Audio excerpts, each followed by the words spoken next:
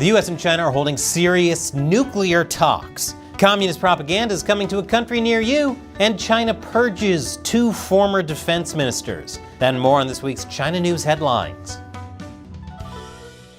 Welcome to China Uncensored. I'm Chris Chappell. This episode is sponsored by Chuck Norris, the man who creates tornadoes just by punching the wind. Need I say more? Yes? Okay, I'll tell you at the end. Heavy rains have caused severe flooding and landslides in southern China, leaving Hey, Shelley, is this the right script? This isn't from last month? Again, oh, okay, I see. Once again, severe weather is tearing through China, causing deadly flooding and landslides. One missing family of 6 was found dead by rescuers after a landslide in eastern China. They had entered a temple seeking higher ground to escape the floods, only for the building to be toppled by a landslide. The Chinese government is giving cities over $316 million in emergency relief as rescue and evacuation efforts are underway, with even more severe weather incoming. Fortunately, China's economy is doing great, and its infrastructure is known for its quality, so this is no cause for alarm at all.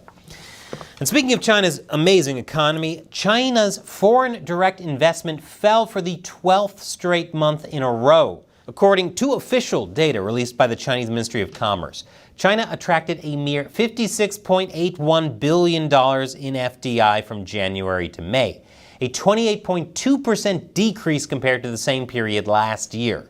And since this is official communist data, we know the situation is actually much, much worse. Continuing decline comes amidst trade tensions with the West, with the EU and China set to hold talks on the EU's planned electric vehicle tariffs, and China launching a tit-for-tat anti-dumping investigation into European pork imports. China's been trying everything it can to think of a way to attract foreign direct investment to the country after the pandemic, short of actually creating an environment that welcomes businesses. But for some reason, it isn't working. Go figure. Well, nothing that a little propaganda won't fix. Cities and provinces in China are working together with the CCP to push their propaganda globally. In other news, the sun rose in the east and my beard remains glorious as ever. An independent research group called the China Media Project has documented at least 23 foreign propaganda centers at China's city and provincial levels. These are centers devoted to telling the best and most convincing lies to foreigners. Gary Ronsley, a professor of public diplomacy at the University of Lincoln, said this is proof Beijing is realizing that it can't use the same propaganda on all foreigners.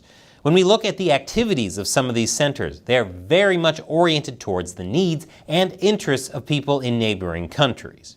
For example, some centers focus on soccer when tailoring propaganda to Brazil or Argentina, while culinary shows are tailored towards Italy and Southeast Asia.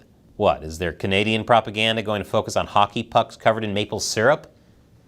Of course, so far these propaganda centers have met with limited success in terms of changing people's perceptions of China. Still, CCP propaganda has had some successes. For example, China managed to convince France to work with them on a satellite, which they launched last Saturday in an attempt to explore the universe. Engineers from both countries worked together to develop the Space Variable Objects Monitor, which will seek out gamma ray bursts, the light from which has traveled billions of light years to reach Earth. Wait, China's looking for gamma rays? Oh no, is their latest weapon going to be a Red Hulk? This partnership is despite Washington's 2011 ban on collaboration between NASA and Beijing, which was also supposed to dissuade US allies from working too closely in space with the CCP. I guess France just didn't want to surrender. 2 former defense ministers have been purged. Lei Fenghe and Li Shangfu have been expelled for, you guessed it, corruption. According to state-run Xinhua, the offenses were extremely serious, the impact was extremely egregious, and the damage was particularly immense. We've known this was coming for a while now. Li Shangfu went missing in late August and was officially fired 2 months later. Now he's officially been kicked out of the party. This came just days after Xi Jinping held a high-level military conference where he complained about graft and a lack of loyalty in the military. Well, I'm sure everyone will be really very loyal now, Mr. Xi. And after the break, diplomacy and more diplomacy. Welcome back. The US and the CCP have held their first informal nuclear talks in half a decade. What do informal nuclear talks look like, you ask? Why, like this, of course, as opposed to formal nuclear talks. Reuters reports the talks occurred back in March. These types of informal talks are known as Track 2 talks. They involve former government officials or academics who can mostly speak with authority on their government's position, even if not directly involved in setting it. Track 1 talks are government to government. The US and China had some of those in November, but they've since stalled, with one top US official publicly expressing frustration at China's responsiveness. China, let me give you some advice. It takes two to work on a relationship. You've got to talk through your feelings. American delegates present at the recent Track 2 talks said that Chinese representatives said they would not resort to atomic threats over Taiwan. Gee, I wonder why that sounds familiar. You are who you hang out with, China. David Santoro, a scholar and organizer of these Track 2 talks, said the Chinese told the U.S. side that they were absolutely convinced that they are able to prevail in a conventional fight over Taiwan without using nuclear weapons, which isn't very reassuring. Meanwhile, commemorating half a century of diplomatic ties, it looks like Malaysia and China are getting even closer. The Malaysian Prime Minister called China a true friend last Tuesday and said the country wasn't to be feared as Premier Li Qiang ended a visit, marking one of the very few times in this show's history that I've said true and China in the same sentence. The two countries signed a series of deals such as a renewal of a 5-year trade and economic cooperation pact. But China and Malaysia did discuss some issues with the relationship, mainly overlapping claims in the South China Sea. What else is new? But the Malaysian leader stressed the discussions were held as equal partners and trusted friends. Because who hasn't had a trusted friend randomly decide to invade and claim your swimming pool as their own? Oh, that's just Greg. He's so silly.